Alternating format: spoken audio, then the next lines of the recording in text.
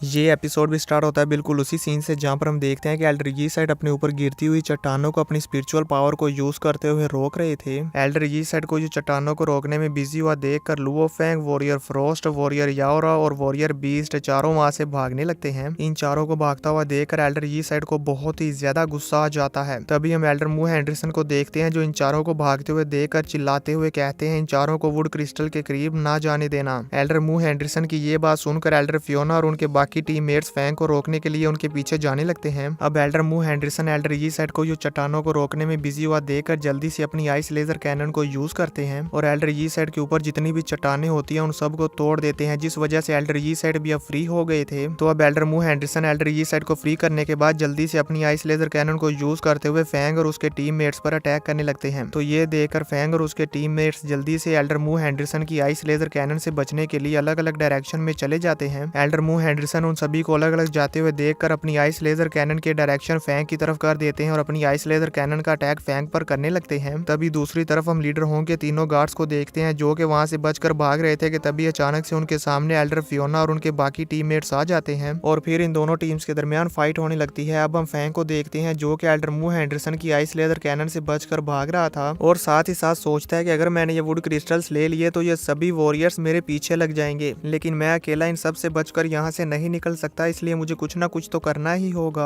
और अगर मैं इन सभी वुड क्रिस्टल्स को नहीं ले सकता तो बेहतर यही होगा कि मैं इन्हें भी ये सब ना लेने दूं। और ये सब सोचने के बाद फैंग बहुत ही ज्यादा स्पीड के साथ उन सभी वुड क्रिस्टल्स के पास जाता है और उन सभी को अपनी स्पिरिचुअल पावर को यूज करते हुए वहां से उठा लेता है। फैंग अभी उन सभी वुड क्रिस्टल्स को उठाकर वहां से बचकर भाग रहा था कि तभी एल्डर यी साइड के टीम मेंबर्स फैंग पर अटैक कर देते हैं। उन्हें देखकर फैंग जल्दी से उनके अटैक को डॉज कर लेता है और फिर उनके अटैक को डॉज करने के बाद बहुत ही ज्यादा स्पीड के साथ उन सभी वुड क्रिस्टल्स को अलग अलग डायरेक्शन में थ्रो कर देता है, जो देखकर एल्डर यी साइड, एल्डर मू हेंडरसन और एल्डर फियोना काफी ज्यादा शॉक हो जाते हैं। उन सभी वुड क्रिस्टल्स को अलग अलग डायरेक्शन में जाता हुआ देखकर एल्डर यी साइड और एल्डर मू हेंडरसन के टीम मेंबर्स को समझ ही नहीं आता कि वो किस डायरेक्शन में जाएं और वो सभी कंफ्यूज हो जाते हैं। तभी हम फैंग को देखते हैं जो कि वॉरियर बीस्ट, वॉरियर याओरा और वॉरियर फ्रोस्ट को कॉल करके बताता है कि मैंने 4 वुड क्रिस्टल्स को साउथ की तरफ थ्रो कर दिया है और 3 वुड क्रिस्टल्स को वेस्ट की तरफ और 1 वुड क्रिस्टल को ईस्ट की तरफ थ्रो कर दिया है। फैंग की ये बात सुनकर वॉरियर बीस्ट, वॉरियर याओरा और वॉरियर फ्रोस्ट तीनों ही अलग अलग डायरेक्शन में चले जाते हैं ताकि वो उन सभी वुड क्रिस्टल्स को कैच कर पाएं। अब हम एल्डर मू हेंडरसन को देखते हैं जो कि फैंग की हरकत को देखकर बहुत ही ज्यादा गुस्से में होते हैं और काफी ज्यादा स्पीड के साथ फैंग पर अटैक करने के लिए आगे बढ़ते हैं। फैंग उन्हें अटैक करने के लिए आता हुआ देख लेता है और जल्दी से अपनी हेवनली फॉरबिडन शटल को यूज करते हुए जमीन में ड्रिल करके वहां से भाग जाता है और एल्डर मू हेंडरसन का वो अटैक उस चट्टान पर लगता है। जैसे ही एल्डर मू हेंडरसन को मालूम होता है कि फैंग वहां से बचकर भाग गया है तो ये देखकर एल्डर मू हेंडरसन को काफी ज्यादा गुस्सा आ जाता है और वो चिल्लाते हुए कहता है, लुओ फैंग, मैं तुम्हें छोड़ूंगा नहीं। व्यू चेंज होता है, हम एल्डर फियोना को देखते हैं जो कि जल्दी से फैंग का पीछा करने के लिए जाने लगती है और कहती हैं, एक्सट्रीम मार्शल हॉल ने सारे वुड क्रिस्टल्स को ले लिया है, इसलिए हमें भी अलग अलग होकर उन सभी को पकड़ना चाहिए। एल्डर फियोना लुओ फैंग और उसके बाकी टीममेट्स के पीछे जा ही रही थी कि तभी एल्डर यी साइड कहते हैं, रुको।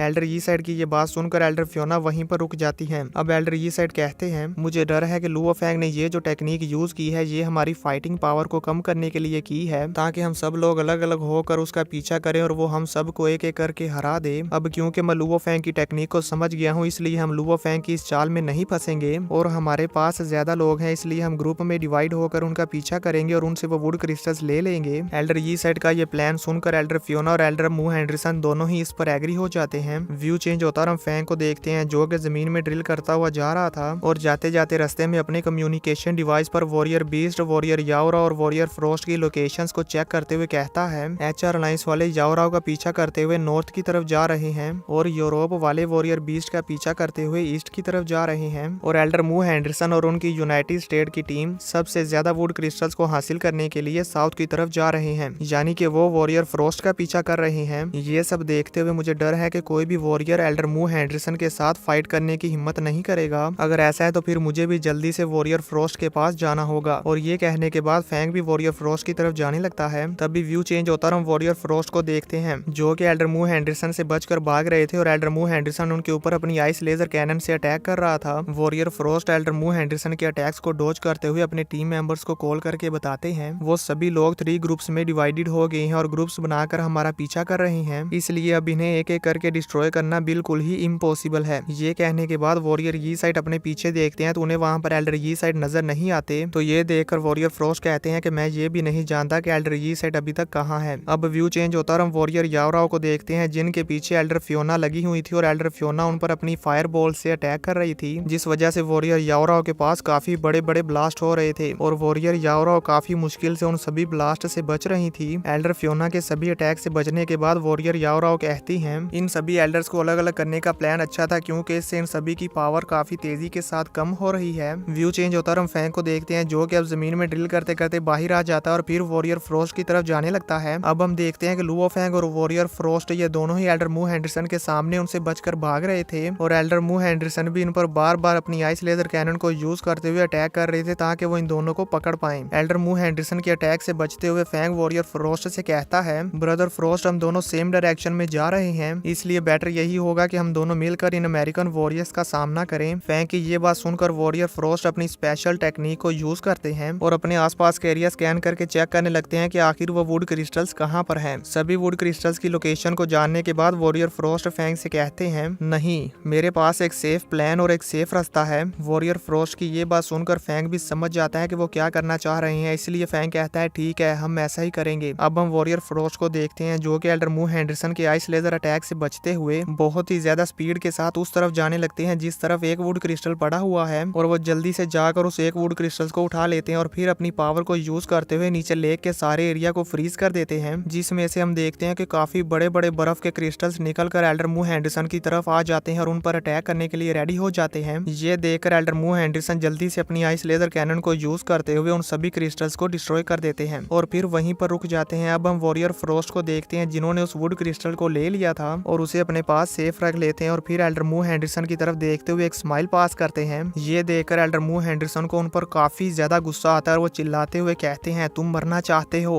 और ये कहने के बाद एल्डर मू हेंडरसन गुस्से में वॉरियर फ्रोस्ट का पीछा करने लगते हैं। तभी हम फैंग को देखते हैं जो कि एक चट्टान के पीछे छुपकर एल्डर मू हेंडरसन और वॉरियर फ्रोस्ट को जाता हुआ देख लेता है और फिर वहां से दूसरी डायरेक्शन में चला जाता है। फैंग यहाँ से इस डायरेक्शन में इसलिए गया क्योंकि मुझे लगता है कि इस डायरेक्शन में 3 वुड क्रिस्टल्स पड़े हुए हैं। मुझे लगता है कि वॉरियर फ्रोस्ट का यही प्लान था कि वो एक वुड क्रिस्टल्स को उठाकर एल्डर मू हेंडरसन को भड़काएंगे और उन्हें अपने पीछे लगाकर वहां से दूसरी डायरेक्शन में चले जाएंगे, जिसके बाद फैंग जल्दी से जाकर उन 3 वुड क्रिस्टल्स को उठा लेगा और किसी दूसरे वॉरियर को इस बारे में मालूम भी नहीं होगा कि फैंग ने 3 वुड क्रिस्टल्स को ले भी लिया है। तो दोस्तों आप सबको क्या लगता है कि फैंग उन 3 वुड क्रिस्टल्स को ले पाएगा या नहीं, मुझे नीचे कमेंट करके जरूर बताना।